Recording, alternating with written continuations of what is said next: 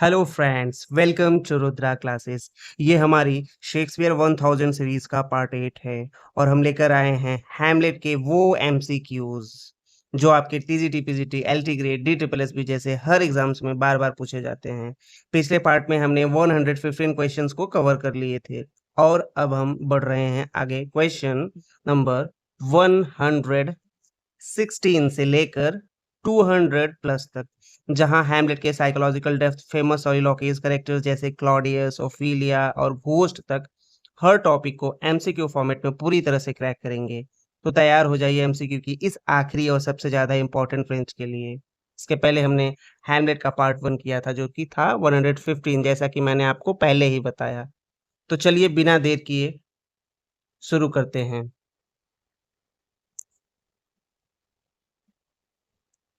Act first, scene first में सबसे पहले स्टेज पर कौन वॉचमैन दिखाई देता है? ठीक, ये था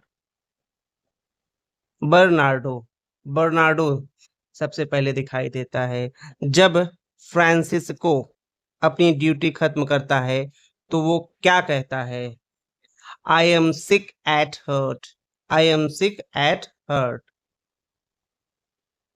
बर्नार्डो और मार्सेलस बर्नार्डो और मार्सेलस किसे लेकर आए ताकि वो भूत को देख सके? वो लेके आए थे होरेशियो को, जो कि प्रिंस हैमलेट का फ्रेंड था। होरेशियो की पहली प्रतिक्रिया घोस्ट को देखकर क्या होती है? वो उससे बातचीत करता है। होरेशियो के अनुसार घोस्ट का आना डेनमार्क के लिए क्या संकेत देता है? देश पर हमला होने वाला है। एक्ट फर्स्ट, सीन फर्स्ट के अनुसार डेनमार्क का नया राजा कौन है? क्लॉडियस। कौन है? क्लॉडियस। क्लॉडियस 14 ब्रास के बारे में अपने भाषण में क्या बताता है? उसने जमीन की मांग वाला संदेश भेजा है। उसने जमीन की मांग वाला संदेश भेजा है। क्लॉडियस हैमलेट से मॉर्निंग यानी दुख को लेकर क्या कहता है? एक ये एक राजकुमार के लिए सही नहीं है, ठीक, कि वो ऐसे दुखी बैठा रहे। हैमलेट क्लॉडियस से क्या अनुरोध करता है? उसे विटनबर्ग वापस जाने दिया जाए। ठीक, उसे विटनबर्ग वापस जाने दिया जाए। हैमलेट अपनी माँ की दोबारा शादी को किस तरह से डिस्क्राइब करता है? विग्ड, ठीक, कमजोर। लेयर्टीज अपनी बहन लेयर्टीज अपनी बहन ओफिलिया को हैमलेट को लेकर क्या सलाह देता है? उससे दूर रहो और सावधान रहो। जब लेयर्टीज फ्रांस के लिए निकलता है तो पोलोनियस उसे क्या सलाह देता है? ईमानदारी से और सोच समझ कर रहना। पोलोनियस पोलोनियस अपने बेटे लेयर्टीज को दोस्ती को लेकर क्या समझाता है? हर किसी से दोस्ती जल्दी मत करना। ठीक, ये पोलोनियस अपने बेटे लेयर्टीज को यह सलाह देता है फ्रांस जाते वक्त कि हर किसी से दोस्ती जल्द मत करना। एक्ट फर्स्ट, सीन थर्ड में पोलोनियस ओफिलिया से किस बारे में पूछता है? हैमलेट के लिए उसके मन में क्या है? ओफिलिया और हैमलेट के रिश्ते को लेकर पोलोनियस का क्या रिएक्शन होता है? उसे सख्ती से मना कर देता है। हैमलेट डेनमार्क की शराब पीने और उत्सव मनाने की परंपरा के बारे में क्या कहता है? इससे डेनमार्क की बदनामी होती है। इससे क्या होती है? डेनमार्क की बदनामी। जब हैमलेट घोस्ट के पीछे जाने लगता है तो उसे कौन रोकता है? होरेशियो, उसका फ्रेंड। हैमलेट घोस्ट के पीछे जाने में किस बात को लेकर चिंतित होता है? कहीं घोस्ट बुरी आत्मा न हो।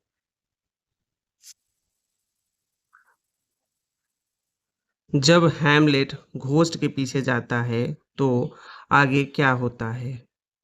घोस्ट उससे बात करता है। घोस्ट हैमलेट को क्या बताता है कि उसके पिता की मौत का बदला लेना है, उसे उसके पिता की मौत का बदला लेना है।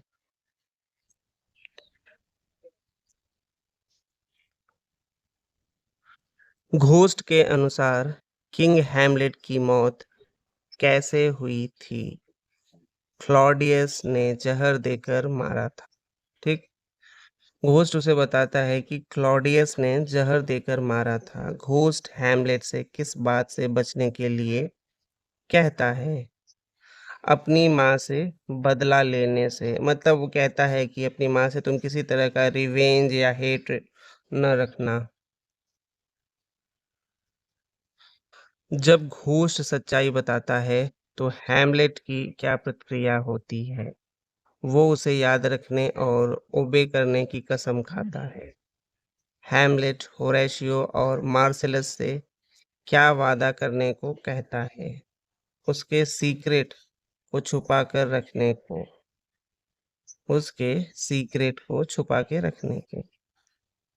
एक्ट फर्स्ट सीन फिफ्थ में हैमलेट का आखिरी डायलॉग क्या होता है?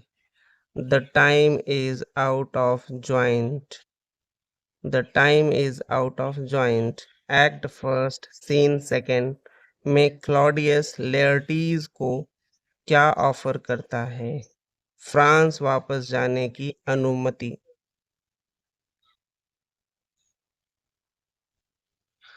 गर्ट्रूड गर्ट्रूड हैमलेट को मॉर्निंग यानी शोक के मामले में क्या कहती है? काले कपड़े उतार दो। ठीक। गर्ट्रूड हैमलेट को मॉर्निंग के मामले में क्या कहती है? वो कहती है कि काले कपड़े उतार दो। हैमलेट अपने चाचा को एक्ट फर्स्ट सीन सेकेंड में कैसे डिस्क्राइब करता है? एक दुष्ट राजा। एक दुष्ट राजा। घोस्ट का हैमलेट को दिया गया आदेश क्या सिग्निफिकेंस रखता है? हैमलेट को बदले के रास्ते पर ले जाता है। ठीक। हैमलेट को एक रिवेंज के रास्ते पे ले जाता है।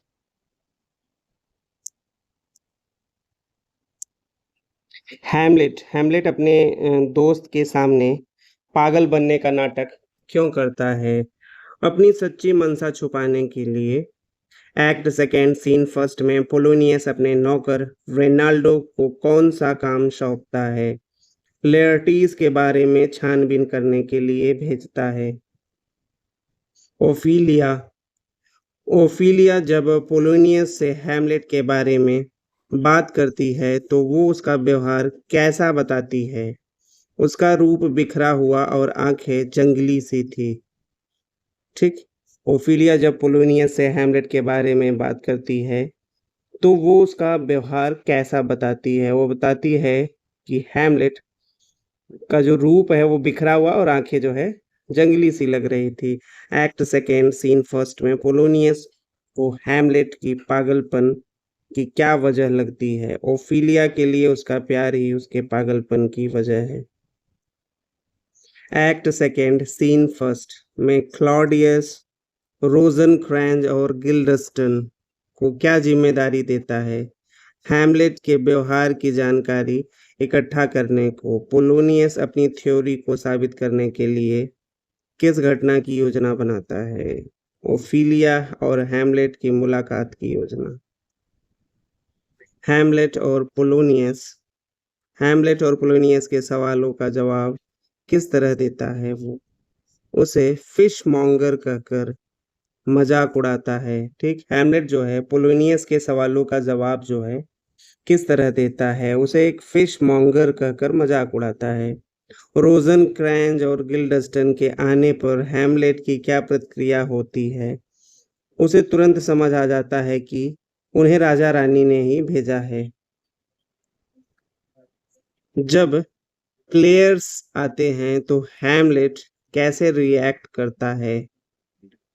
उनसे तुरंत ट्रॉय की कहानी पर परफॉर्म करने को कहता है। एक्ट सेकेंड सीन सेकेंड में हैमलेट उन प्लेयर्स से कौन सा नाटक करने को कहता है? अपने पिता की हत्या से मिलता जुलता नाटक। हैमलेट का नाटक करवाने का मकसद क्या होता है? क्लॉडियस की अंतरात्मा को जगाना और सच्चाई जानना।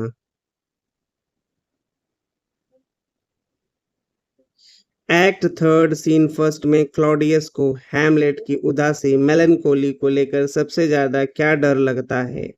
उसे लगता है कि इस आदमी के पीछे कोई खतरनाक राज छिपा हुआ है। हैमलेट के प्रसिद्ध हैमलेट की प्रसिद्ध मोनोलॉग टू बी और नॉट टू बी में वह किस सवाल पर सोचता है? क्या उसे अपनी जान देनी चाहिए या दुख सहते रहना चाहिए? टू बी और not to be. Hamlet Ophelia से क्या कहता है? वो प्यार की निशानी टोकेन्स वापस ले ले। वो कहता है कि उसने कभी ओफिलिया से प्यार ही नहीं किया। ओफिलिया से बहस के दौरान हैमलेट उसे क्या सलाह देता है? किसी ननरी में चली जाने की। जब एक्टर्स द्वारा प्ले परफॉर्म किया जाता है तो क्लॉडियस की क्या प्रतिक्रिया होती है? वो परेशान होकर लाइट लाइट चिल्लाता है। ठीक। हैमलेट होरेसियो से क्या कहता है? हैमलेट होरेसियो से क्या कहता है कि वो नाटक के दौरान ऑब्जर्व करे क्लॉडियस के चेहरे और हाव भाव को। एक्ट थर्ड सीन थर्ड में क्लॉडियस हैमलेट को इंग्लैंड क्यों भेजना चाहता है? ताकि वो उसके पागलपन की असल वजह जान सके। क्लॉडियस क्लॉडियस को प्रार्थना करने में सच्चा मन क्यों नहीं लगता? क्योंकि वो ताज और रानी को छोड़ना नहीं चाहता था। जब हैमलेट क्लॉडियस को प्रार्थना करते हुए देखता है तो वो क्या करता है? सोचता है कि ये सही समय नहीं है। जब हैमलेट जब हैमलेट गर्ट्रूड के कमरे में उससे सामना करता है तो क्या होता है? तो हैमलेट उस पर आरोप लगाता है और क्लॉडियस से शादी की आलोचना करता है। एक्ट थर्ड सीन फोर्थ में हैमलेट ने पोलोनियस को क्यों मार दिया? उसे लगा पर्दे के पीछे क्लॉडियस छिपा हुआ है। जब हैमलेट ने जब हैमलेट ने पोलोनियस की हत्या की तब गर्ट्रूड की क्या प्रतिक्रिया थी? क्योंकि पोलोनियस उसके फादर थे। उसने कहा कि ये काम बहुत ही जल्दबाजी और खून खराबे वाला था। गर्ट्रूड के सामने हैमलेट पोलोनियस की हत्या को कैसे जस्टिफाई करता है? वो कहता है कि ये सब गलती से हुआ। हैमलेट के पिता का भूत हैमलेट के पिता का भूत उसे क्या करने को कहता है? अपने मकसद को याद रखकर क्लॉडियस से बदला लेने को। एक्ट थर्ड सीन फोर्थ में जब भूत दिखाई देता है तब गर्ट्रूड कैसे प्रतिक्रिया देती है? उसे कुछ भी नजर नहीं आता और वो हैमलेट को पागल समझती है। भूत के जाने के बाद हैमलेट गर्ट्रूड से क्या करने को कहता है? अपने पापों को स्वीकार कर क्लॉडियस से दूरी बनाने को। हैमलेट पागलपन का नाटक क्यों जारी रखता है? ताकि क्लॉडियस उसे नुकसान ना पहुंचा सके। मतलब उसको लगे कि ये सारी चीजें उसके पागलपन के कारण हो रही है। एक्ट थर्ड सीन सेकंड में हैमलेट रोजनक्रैंज और गिल्डस्टन के बारे में क्या सोचता है? उसे लगता है कि वो क्लॉडियस के लिए जासूसी कर रहे हैं। एक्ट थर्ड सीन थर्ड में क्लॉडियस रोजनक्रैंज और गिल्डस्टन को क्या आदेश देता है हैमलेट को इंग्लैंड ले जाने का? हैमलेट का रोजनक्रैंज और गिल्डस्टन की वफादारी को लेकर क्या नजरिया था? उसे लगता है कि वो गद्दार और जासूस हैं। हैमलेट अपनी सॉलिलॉकी एक्ट थर्ड सीन फर्स्ट में दुनिया में से अपने रिश्ते को कैसे व्यक्त करता है? उसे इस दुनिया से पूरी तरह डिस्कनेक्टेड और अजनबीपन महसूस हो रहा है। Dumb show act third scene second का असली मकसद क्या था? आने वाले प्ले की घटना को इशारे में दर्शाना। हैमलेट प्ले के बाद क्लॉडियस को तुरंत क्यों नहीं मारता? वो क्लॉडियस की सच्ची गलती का सबूत चाहता था। प्ले के बाद क्लॉडियस के मन की स्थिति जो है वो कैसी हो जाती है? वो बेचैनी और असमंजस में पड़ जाता है। जब हैमलेट अपनी माँ के कमरे से जाने वाला होता है तब वो उसे क्या कहता है? वो कहता है कि क्लॉडियस को छोड़ दो और अपने पापों से तौबा करो।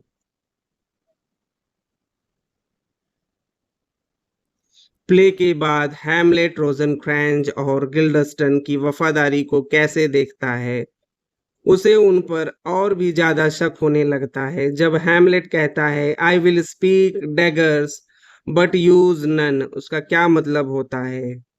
वो कड़े और चुभते हुए शब्द कहेगा लेकिन हाथ नहीं उठाएगा। पोलोनियस की मौत एक्ट थर्ड सीन फोर्थ का प्ले में क्या महत्व है? यह एक बड़ा मोड़ है जो हैमलेट की मैडनेस को और बढ़ाता है। जब हैमलेट रोजनक्रैंज और गिल्डस्टन को स्पॉन्जेस कहता है तो वो क्या संकेत करता है? वो उन्हें क्लॉडियस का इन्फॉर्मेंट यानी इंफॉर्मेशन सोक करने वाला मानता है। गर्ट्यूड की क्लॉडियस से शादी को लेकर हैमलेट इतना क्रिटिकल क्यों है? क्योंकि उस क्योंकि उसकी माँ ने बहुत जल्दी दोबारा शादी कर ली थी। ठीक। किसने कहा brevity is the soul of wit? जरूरत से ज्यादा बोलना बस दिखावा होता है। इसके संक्षेप में बात करूंगा। पोलोनियस थोड़ा लेस डेकोरेशन और ज्यादा काम की बात करो। यह बात कौन कहता है? ये कर्ट्रूड कहती है थोड़ा लेस डेकोरेशन और ज्यादा काम की बातें करो।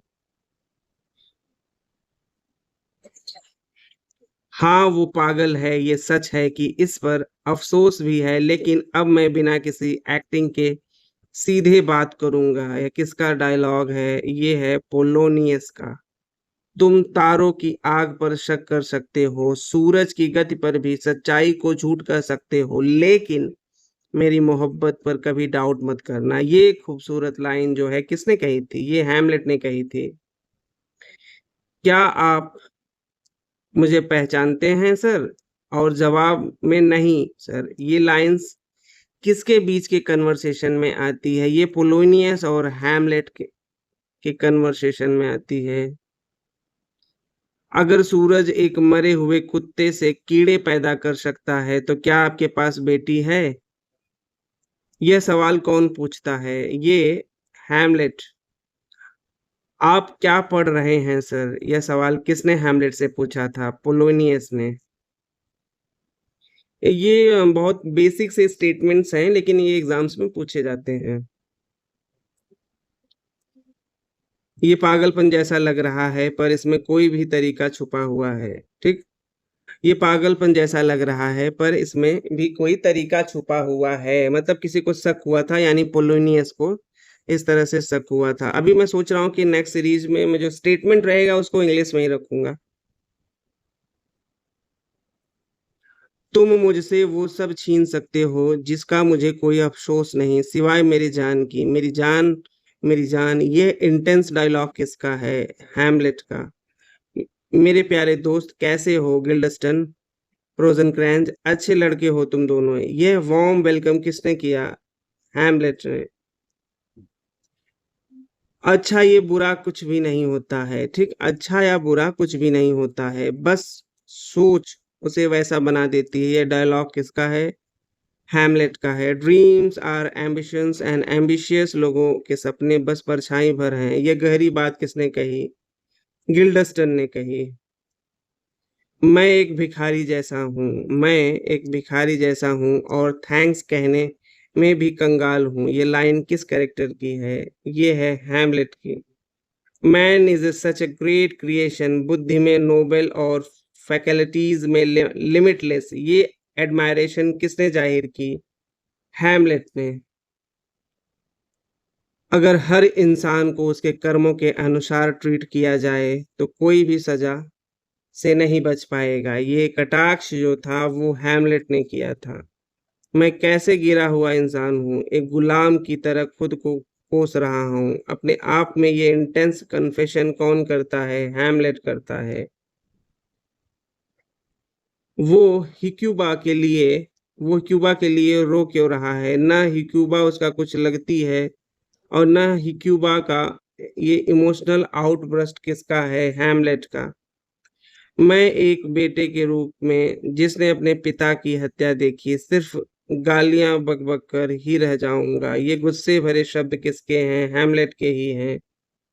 जो स्पिरिट मैंने देखा वो शायद डेविल है और डेविल को भी मोहक रूप के लेने की ताकत होती है। ये शंका किसे होती है? हैमलेट को। मैं बस उत्तर पश्चिम की हवा में पागल बनता हूँ, लेकिन जब हवा दक्षिण की ओर हो मैं बाज और आरी में फर्क कर लेता हूँ। ये क्लेवर डायलॉग किसका है? हैमलेट का है। हैमलेट के टू बी और नॉट टू बी वाले मोनोलॉग में किस चीज को लेकर सोच में डूबा होता है? अपने जीवन को समाप्त करने या ना करने के फैसले में। हैमलेट के अनुसार डेथ चूज करने में सबसे बड़ा रब यानी ऑब्स्टिकल क्या है? मरने के बाद क्या होगा इसका डर। हैमलेट के मुताबिक लोग लाइफ के तकलीफ को क्यों सहते हैं बजाय उसे खत्म करने के? मरने के बाद क्या होगा इसका डर। हैमलेट का मानना है कि ज्यादा सोचना या सावधानी का क्या असर होता है? इंसान एक्शन लेने से डरने लगता है। ठीक, वो एक्शन ही नहीं लेगा, पता नहीं क्या हो। नीचे दिए गए में कौन सी चीजें जो हैं हैमलेट के बताए गए लाइफ दुखों से नहीं है? ये संपन्नता के आनंद। ये इंटेंस डायलॉग किसने कहा? Get thee to nunnery. हम सब धोखेबाज हैं, किसी पर भी भरोसा मत करना। हैमलेट।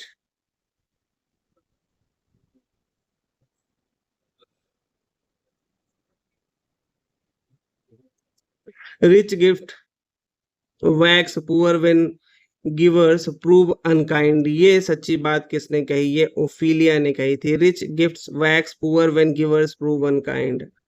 अब और शादियां नहीं होंगी, जो हो चुकी है उनमें से सिर्फ एक को छोड़कर सब जीवित रहेंगे। ये वार्निंग किसने दी? हैमलेट ने। अरे कितना नोबेल माइंड था जो अब बर्बाद हो गया। ये दुखी प्रतिक्रिया किसकी है? ओफिलिया की है। Oh woe is me to have seen what I have seen, see what I see. ये दर्द भरे शब्द किस करेक्टर के हैं? ओफिलिया के हैं। ठीक है फ्रेंड्स, नेक्स्ट सेशन हमारा ओथेलो का रहेगा। थैंक यू फ्रेंड्स, मिलते हैं नेक्स्ट सेशन में।